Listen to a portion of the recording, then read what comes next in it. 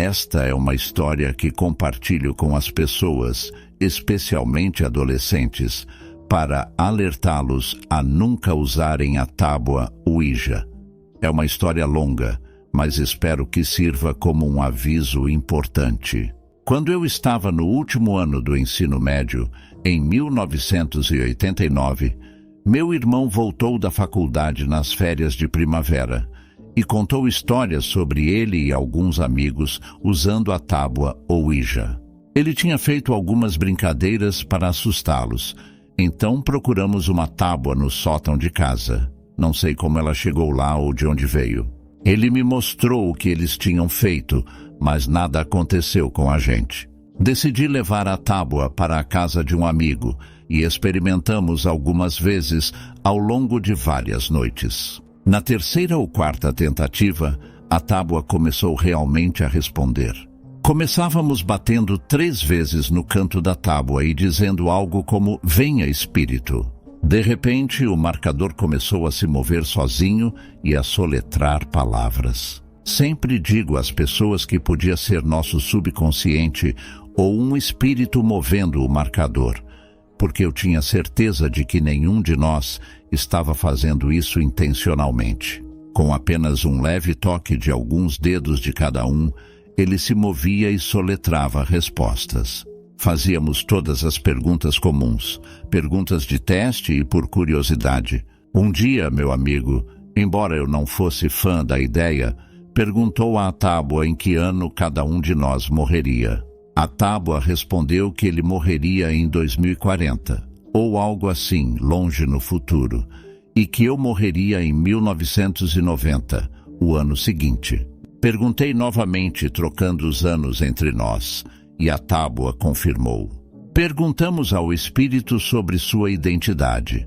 Disse que morreu no ano em que o pai do meu amigo nasceu e que seu nome era Stephen Crane. Rimos disso porque conhecíamos o autor Stephen Crane, mas as datas não combinavam. Pensei que poderia ser outra pessoa com o mesmo nome e deixei para lá. Logo começamos a convidar amigos para assistir. No início, todos eram céticos, mas no final da noite estavam todos assustados. Cada vez mais amigos apareciam, até termos um grande grupo de pessoas. A tábua respondia muitas perguntas de teste erradas, mas às vezes soletrava "desculpe" quando errava, ou fazia movimentos estranhos, como soletrar SHAH e depois OK, dizendo que um espírito maligno havia passado pela sala. Quando um amigo que a tábua parecia não gostar entrava na sala, o marcador se movia para o lado oposto. Muitas coisas estranhas assim aconteciam. A tábua parecia ter sua própria personalidade. Lembro-me de uma vez, dirigindo para casa com a tábua no banco de trás, sentindo um medo enorme. Perguntei onde eu faria faculdade e ela soletrou o nome de uma das escolas para as quais me candidatei, junto com 37. Perguntei se isso significava que eu teria um GPA, medir o desempenho de um estudante, de 3,7 no primeiro semestre, e a resposta foi sim. Eu tinha certeza de que meu amigo não estava manipulando a tábua intencionalmente. Uma prova disso foi quando ele estava frustrado com sua namorada e perguntou sobre ela na tábua. A tábua disse para ligar a TV, e estava passando o clipe da música What You Don't Know Might Hurt You, da Exposé na MTV. Ele levou isso a sério e afetou a confiança no relacionamento deles. Isso me convenceu de que ele não estava brincando com a tábua. Começamos a usar a tábua com nossos amigos, mas só funcionava quando um de nós dois estava presente. Perguntamos ao espírito por que isso acontecia, e ele respondeu que estava dentro do meu amigo e que eu era o dono da tábua.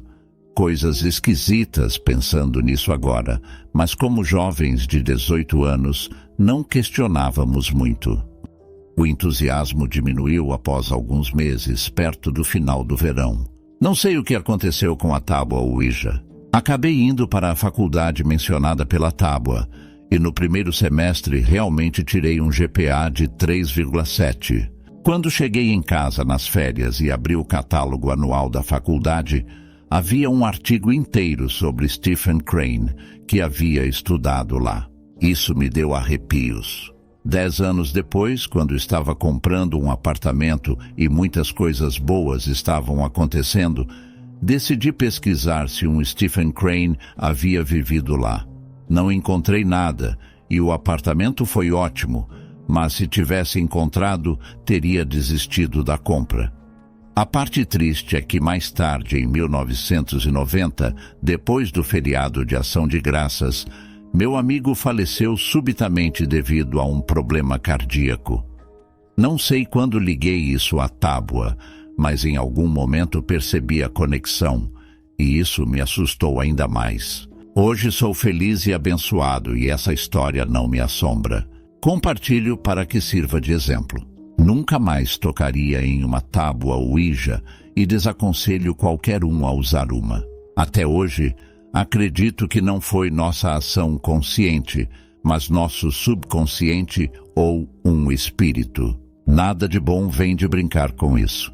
No mínimo, pode causar problemas psicológicos e emocionais. No pior caso, pode trazer uma escuridão e medo além da compreensão, afetando sua vida para sempre.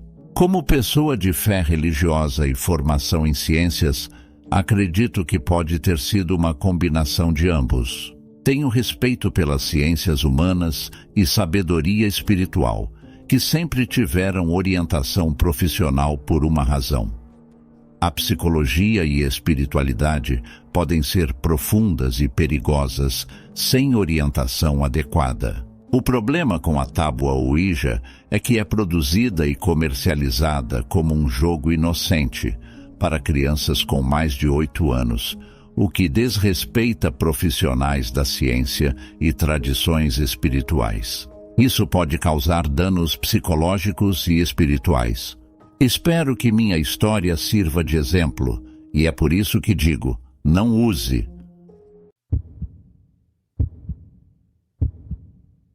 Tenho pensado bastante sobre essa experiência, e ela ainda me dá arrepios.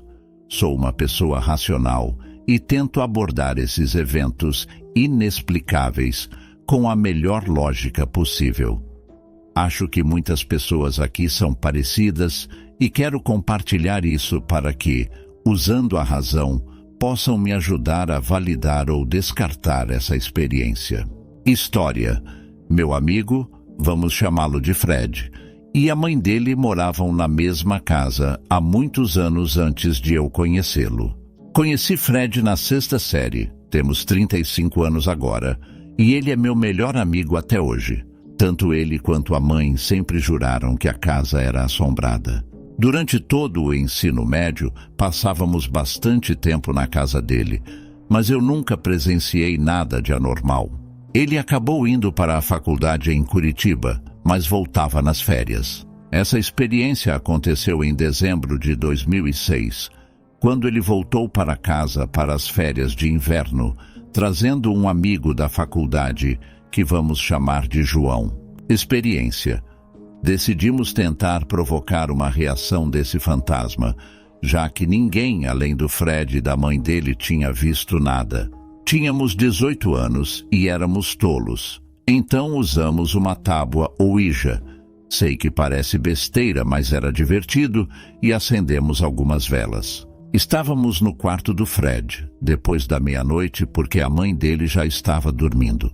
Colocamos uma vela em um suporte de vidro grosso, feito especialmente para velas. Enquanto usávamos a tábua Ouija, a chama da vela tremeluziu um pouco, mas pensamos que fosse apenas uma corrente de ar. De repente, o suporte de vidro estourou ao meio, sem fragmentos, apenas o barulho do vidro se quebrando. Meu primeiro pensamento foi que isso era apenas transferência de calor e que o suporte não aguentou. Mas a vela não estava tão baixa então. Não vejo como poderia ter transferido tanto calor. E esses suportes são feitos para suportar velas. A quantidade de calor necessária para isso acontecer deveria ser muito maior do que qualquer vela comum poderia emitir. Embora fosse dezembro, estávamos em Curitiba, então não fazia tanto frio. Definitivamente não estava frio o suficiente para causar um choque térmico tão grande no vidro. Mesmo considerando isso, ainda posso atribuir o evento à física, por mais improváveis que fossem as condições para tal reação. Aqui está a parte que ainda me dá arrepios. 17 anos depois. Eu tinha meu laptop, um HP de 2006, e estava pesquisando como realizar uma sessão espírita. Quando cheguei a um site e cliquei no link para obter instruções, meu laptop desligou imediatamente. A página nem chegou a carregar. Reiniciei o laptop e notei que o botão de Wi-Fi estava desligado. Ficava no meio do chassi, abaixo da tela. Apertei e ele acendeu, mas ainda não consegui me conectar ao Wi-Fi. Tive que ir ao painel de controle e reativar o rádio Wi-Fi. Ele havia sido completamente desativado. Finalmente, consegui me conectar novamente. Recarreguei o site e tentei clicar no link outra vez. Assim que cliquei, as luzes do quarto se apagaram e ouvimos passos correndo pelo corredor. Todos nós entramos em pânico. E eu ainda fico arrepiado só de digitar isso. João, que não era muito crente nessas coisas, abriu a porta e saiu para o corredor escuro, desafiando o fantasma a se mostrar. Seguimos com calma e notamos que a mãe do Fred ainda estava no quarto dormindo. Não havia como ela ter apagado as luzes e, mesmo que pudesse, não teria conseguido correr e voltar para o quarto tão rápido. Além disso, o quarto dela ficava para a direita, mas os passos claramente foram para a esquerda no corredor. Tive outras experiências naquela casa depois, mas nenhuma tão aterrorizante quanto essa. Apenas sensações e sons estranhos. A mãe dele se mudou alguns anos depois e não teve mais nenhuma experiência. Sei que tudo isso parece loucura e objetivamente eu não acreditaria se lesse. Tudo o que posso dizer é que os sentimentos que tive naquela noite foram muito reais e ainda me assustam quando penso nisso hoje. A mãe do Fred é como uma segunda mãe para mim e confio 100% nela. Ela me contou outras histórias de experiências, mas como não estava presente, não quero compartilhar porque não posso verificar. Sei que ela dormia com uma faca debaixo do travesseiro. Não que isso ajudasse contra um fantasma, mas provavelmente trazia algum conforto. Isso pode fazer ela parecer louca, e sei que isso é difícil de acreditar vindo de uma pessoa aleatória na internet. Ela não é louca.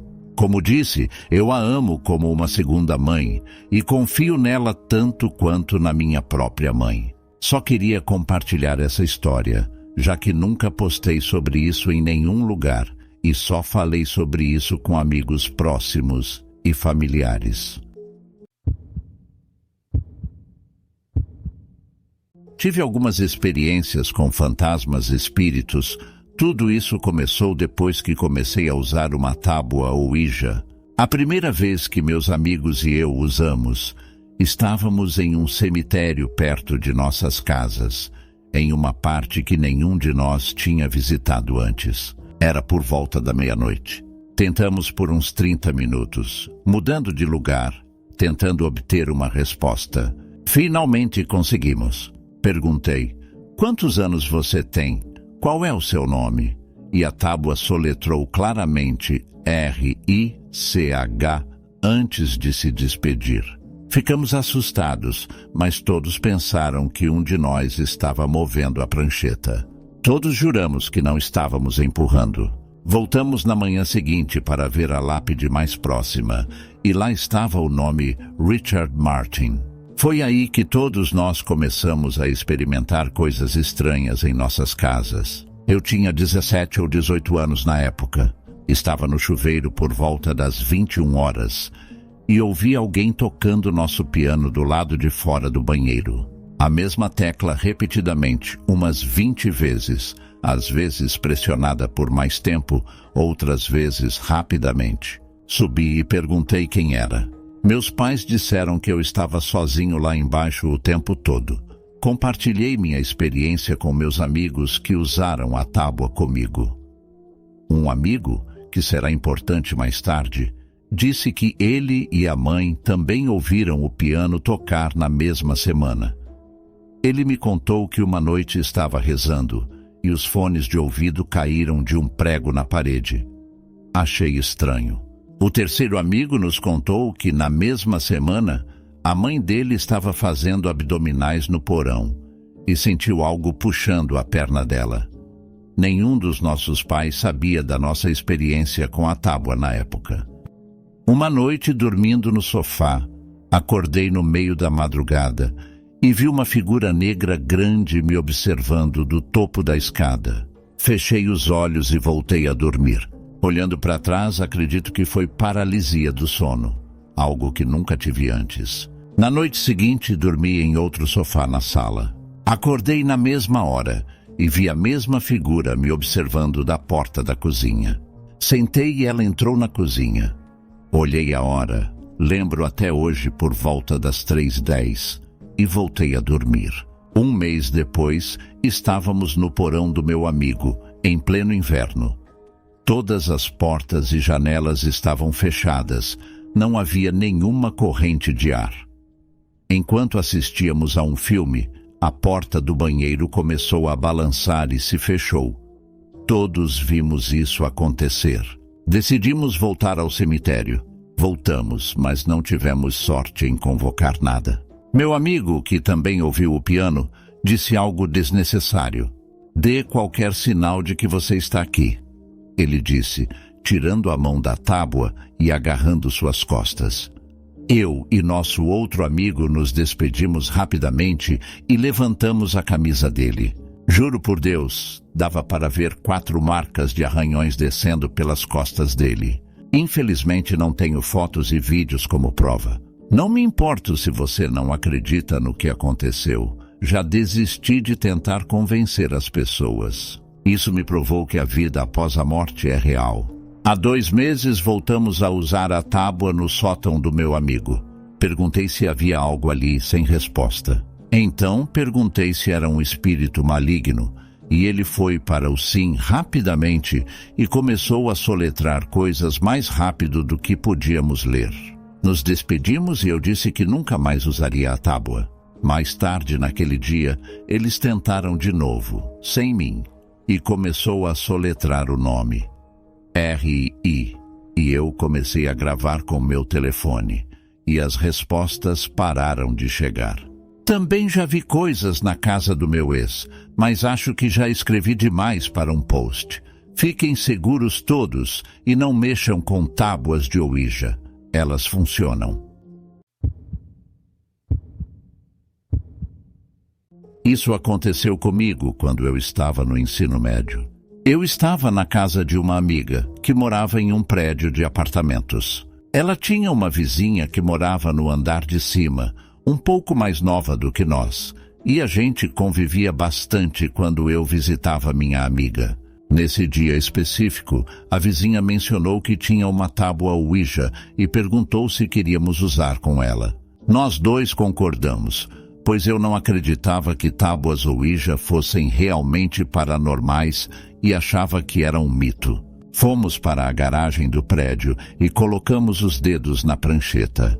Nas primeiras horas, nada de anormal aconteceu. Eventualmente, tivemos movimento na prancheta e começamos a fazer perguntas ao espírito que nos respondia. Alguém perguntou se o espírito estava tentando se comunicar com algum de nós. E, curiosamente, ele soletrou meu nome. Eu estava cético e pensei que era um dos meus amigos brincando, então perguntei qual era o nome dele. Em seguida, ele soletrou o nome da minha avó, que havia falecido 6 meses antes. Fiquei desconfortável, pois o nome da minha avó está em outro idioma, e meus amigos não conheciam esse idioma, nem sabiam soletrar. Perguntei o que minha avó queria. Ela começou a soletrar VOCEE, E então a prancheta começou a fazer círculos estranhos e até sair da tábua, sem soletrar nada que fizesse sentido. Pedi mais clareza e ela soletrou VOCEGRANDE. Isso será importante mais tarde. Achei que estávamos apenas movendo a prancheta estranhamente e disse adeus. Alguns dias depois, o marido da minha avó, meu avô, faleceu repentinamente. Foi inesperado, pois ele estava com ótima saúde e bem antes do Natal, muito animado para a celebração. No funeral dele, lembrei-me da tábua Ouija e percebi que quando a avó tentou soletrar algo que começava com VO, ela poderia estar tentando avisar sobre vovô. Mas a prancheta se moveu estranhamente, como se algo estivesse impedindo minha avó de completar a palavra e me alertar. Nos meses seguintes, comecei a me culpar e fiquei convencido de que, de alguma forma, contribuí para a morte do meu avô ao usar a tábua Ouija. Cheguei a ficar suicida, com pensamentos que não pareciam meus, como se algo estivesse tentando me fazer tirar a vida. Pode ter sido culpa, mas senti uma presença estranha me observando o tempo todo nos meses seguintes ao uso da tábua. Na noite em que usei a tábua Ouija, estava no banheiro e debaixo de algumas luzes. Tive uma sensação estranha e me afastei. No momento em que o fiz, as luzes estilhaçaram e poderiam ter me machucado se eu estivesse embaixo. Acabei contando à minha mãe sobre a experiência com a tábua Ouija e logo depois senti um grande peso saindo dos meus ombros. Os pensamentos sombrios começaram a desaparecer lentamente e parei de sentir a presença escura. Mas eu ainda me perguntava se o espírito que contatei era mesmo minha avó, ou se eu estava imaginando a presença sombria e os pensamentos negativos. Um tempo depois, estava em um evento na escola e um amigo trouxe uma tábua Ouija. Resolvi usá-la mais uma vez para encontrar respostas. Em certo ponto, a tábua disse que estava tentando se comunicar comigo especificamente. Quando perguntamos quem era, começou a soletrar DEU. Ficamos apavorados, mas depois soletrou uma palavra que eu esqueci. Descartei como nada, mas meu amigo resolveu procurar a palavra. Algumas semanas depois, ele me disse que a palavra significava diabo em outro idioma. Foi então que percebi que talvez não fosse minha avó tentando se comunicar comigo. Havia algo que queria chegar até mim e não tinha boas intenções. Até hoje, estou convencido de que esse espírito só tentou me alertar sobre meu avô para que, quando ele falecesse, eu me sentisse culpado. Ao me sentir culpado, fiquei mais vulnerável às influências desse espírito, quase tirando minha vida. Não sei se isso realmente aconteceu, mas é a única explicação que faz sentido para mim.